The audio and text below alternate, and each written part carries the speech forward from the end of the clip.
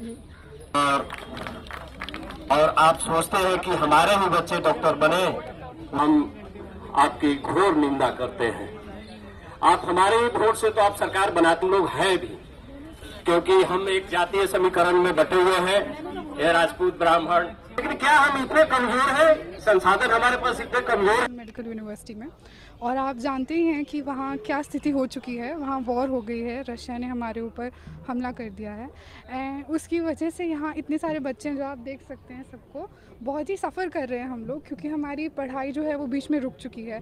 कोई first year में है, वहाँ MBBS 6 साल की होती है, तो अलग अलग साल में अलग अलग बच्चे अपनी परेशानी बताने यहाँ आए हैं। हम सारी गवर्नमेंट और सभी ऑफिशियल से विनती करते हैं कि आप प्लीज़ हमारी बात सुनें, समझिए और हमें अकोमोडेट कर लीजिए। ये इतना बड़ा टास्क नहीं है।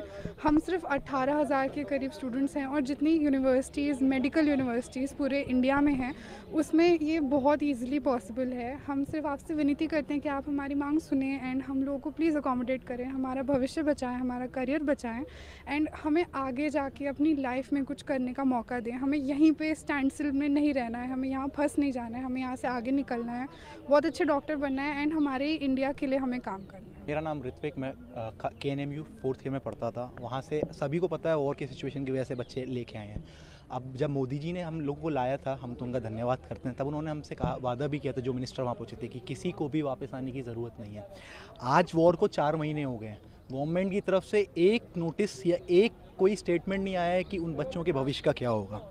हम यहाँ पे पहली बार नहीं है, ये तीसरी बार धरना प्रदर्शन कर रहे हैं। 3 बार धरना प्रदर्शन कर दिया। जितने भी मिनिस्टर थे सबको हमारी तरफ से मेमोरेंडम जा चुका है। सब बस हमें आश्वासन देते हैं कि काम चल रहा है, काम चल रहा है। क्या काम चल रहा है कोई नहीं बता रहा है। आप बात होती है एकोमोडेशन की, भारत सरकार हमें चाहे तो यहाँ पे बहुत आसानी से एकोमोडेट कर सकती है। उसके भी 3 क्राइटेरिया हैं, 3 वो भी बता सकते हैं आपको। आप ये समझिए, टोटल 606 कॉलेजेस हैं, medical colleges all over India. हर कॉलेजेस में 2 से 3 सीट्स पर ईयर में, या तो कुछ बच्चे डिप्रेशन की वजह से छोड़ देते हैं या कुछ सुसाइड कर लेते हैं, तो वो 3 से 4 सीट हर ईयर में खाली जाती हैं। टोटल एक कॉलेज में 5 साल हो गए, लगभग 20 सीट्स हो गई। टोटल 606 कॉलेज के हिसाब से 12,000 सीट्स आराम से अकोमोडेट किया सकता है। इस वे में नहीं करना है, आपको दूसरा वे देते हैं। आप 3 बजे से शाम को 7 या 8-9 बजे तक हमारी क्लास चला दी सेल्फ फाइनेंस की। उसमें क्या होगा, आपके भारत के जितने और डॉक्टर्स हैं, टीचर्स हैं, उनको रोज़गार मिलेगा, हम लोगों की पढ़ाई होगी। जो एक साल में एक डॉक्टर, अगर एक साल में एक कॉलेज 100 डॉक्टर देता था, वो 200 देगा। वैसे ही आपको पता है, हमने कोविड काल में देखा कि डॉक्टर्स की कमी बहुत ज़्यादा थी। डॉक्टर्स की कमी ज़्यादा होने की वजह से पेशेंट सफ़र कर रहा था, डॉक्टर्स नहीं मिल रहे थे, उसे पेशेंट की इतनी डेथ हुई। कोविड काल में हम सब ने देखा, अगर यही स्कीम लाई जाए तो एक जो 100 डॉक्टर्स पे 10,000 पेशेंट्स थे, वो अब 200 डॉक्टर पे 10,000 पेशेंट होंगे। तो अकोमोडेट करने का एक स्कीम तो ये है। और भी स्कीम आप चाहें तो आप हमारी सेपरेट क्लास चलवा दीजिए। उसमें आप भले ही हम लोगों को और जो मेडिकल कॉलेज के स्टूडेंट्स हैं उनके साथ ना पढ़ा के अलग पढ़ाइए, हमें यूक्रेन पैटर्न पे पढ़ाइए। हम लोग FMG देने को तैयार हैं। और जब हम गए थे तो हम लोग सब नीट क्वालिफाई होके गए थे, कोई बच्चा ऐसा नहीं गया जो बिना नीट क्वालिफाई हो गया। और गवर्नमेंट हमसे ये कहती है, कल हम NMC ऑफिस में गए तो NMC ऑफिस में ये कह के भगाया गया कि तुम लोग जाओ, तुमसे कहा किसने था जाने के लिए? क्या सरकार को नहीं पता था? जब सरकार वीज़ा देती है तो NMC के द्वारा वीज़ा तो फॉरेन मिनिस्ट्री के द्वारा मिलता है। हमारे डॉक्यूमेंट वेरिफिकेशन होते हैं वो NMC करती है। और जो NMC के अप्रूव्ड कॉलेज हैं हम उसी में गए थे, कोई ऐसे वैसे कॉलेज में नहीं गए जहाँ NMC ने अप्रूव नहीं किया हो। ऊपर से जब छोटे मोटे देश जैसे पाकिस्तान हो गया, इजराइल हो गया, लीबिया हो गया, इन सब देशों ने अपने जो यूक्रेन स्टूडेंट्स रिटर्न थे उनको अकोमोडेट कर दिया, तो क्या भारत सरकार नहीं कर सकती? अगर कल ये वॉर नहीं होता तो हम लोग यहाँ नहीं बैठे होते, हम लोग अपना अच्छे से पढ़ाई कर रहे होते और आके फॉरेन मेडिकल एग्जाम देते और क्वालिफाई करके यहाँ सर्व करते। अब सिचुएशन ऐसी है कि हमें यहाँ बैठना पड़ रहा है। अगर आप चाहें तो हम आपको लगता है हम इस काबिल नहीं है तो हम आप अकोमोडेट करिए, 2 महीने में हमसे एग्ज़ाम दीजिए, हम एग्ज़ाम देने को तैयार हैं। और अगर आपको ये आप यहाँ तो जो भी सिस्टम है, टोटल सीट्स बहुत कम है। और प्राइवेट कॉलेजेस, आप प्राइवेट कॉलेज की बात की, उसमें जो स्टूडेंट्स आते हैं वो नीट जो हम लोगों के मार्क्स हैं उससे भी कम पे स्टूडेंट्स आते हैं। क्या वो सही है? हम लोगों को फाइनेंशियली स्टेबल नहीं थे इसलिए हम लोग बाहर गए। ऊपर से मोदी है तो मुमकिन है, मोदी जी चाहें तो कर सकते हैं। और भी सरकार होती तो मैं नहीं समझता कि हम लोग वापस भी आ सकते थे। तो मोदी जी की वजह से हम लोग वापस आए। अब मोदी जी से ही गुहार करेंगे कि हमारा भविष्य अंधकार में ना हो, हमें यहीं पे अकोमोडेट किया जाए।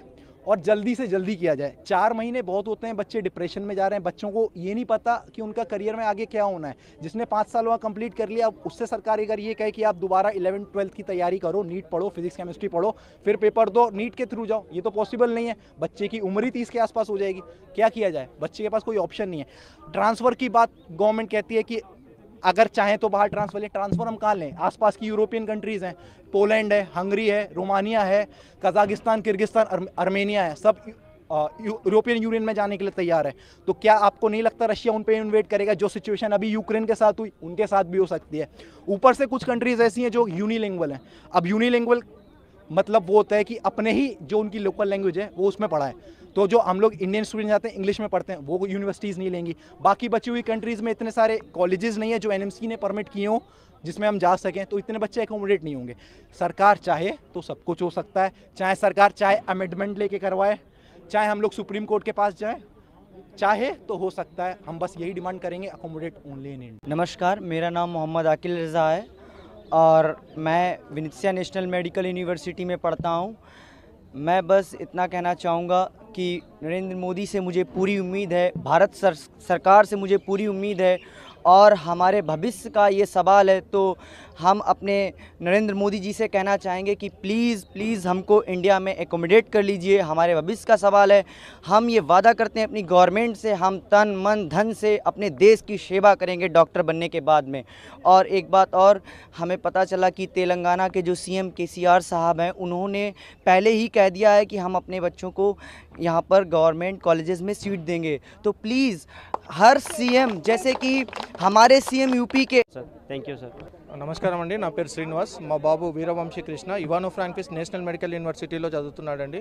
యుద్ధం కారణంగా రిటర్న్ వచ్చాడు. ఫస్ట్ మనము మన కేంద్ర ప్రభుత్వం మరియు రాష్ట్ర ప్రభుత్వానికి ఇద్దరికి ధన్యవాదాలు చెప్తున్నాను సార్. ఆపరేషన్ గంగా టీం వల్ల మీరు పిల్లల్ని ఎలాగైతే రిటర్న్ తెచ్చారో వాళ్ళను మళ్ళీ మీరు ఇక్కడే మన భారతదేశంలోనే అకామిడేట్ చేస్తే కాలేజీలలో బాగుంటుంది సార్. మన భారతదేశంలో 606 మెడికల్ కాలేజీలు ఉన్నాయి సార్. వీళ్ళు దగ్గర 12,000 మంది పిల్లలు ఉన్నారు. ఒక్కొక్క కాలేజీలో 3 నుంచి 4 మంది పిల్లలకు మీరు సీట్ ఇవ్వగలిగితే చాలా బాగుంటుంది. తెలంగాణ సీఎం కేసీఆర్ గారు ఆల్రెడీ అసెంబ్లీలో చెప్పారు సార్, ఈ తెలంగాణ పిల్లల్ని నేను ఇక్కడే చదివిపిస్తాను అని. మన ప్రధానమంత్రి గారికి ఒక లేఖ కూడా రాశారు. 1.5 మంత్ అవుతుంది సార్, మీరు పర్మిషన్ ఇస్తే నేను ఇక్కడ చదివించుకుంటానని. మళ్ళీ కానీ మన ప్రధానమంత్రి గారి నుంచి ఎలాంటి రిప్లై రాలేదు సార్. కాబట్టి నేను ప్రధానమంత్రి గారికి మీడియా ద్వారా ఒకటే తెలియజేసుకుంటున్నాను ఏమనగా, సార్ మీరు ఎన్నో మంచి పనులు చేశారు. వీళ్ళు మన భారతదేశానికి డాక్టర్లు అంటే ఒక దేవుళ్ళు సార్, రెండవ దేవుడు అంటారు. వాళ్ళకి మీరు ఇక్కడ చదివిస్తే మేమంతా పేరెంట్స్ పిల్లలు మీకు రుణపడి ఉంటామని ఈ మీడియా ద్వారా నేను తెలియజేసుకుంటున్నాను సార్.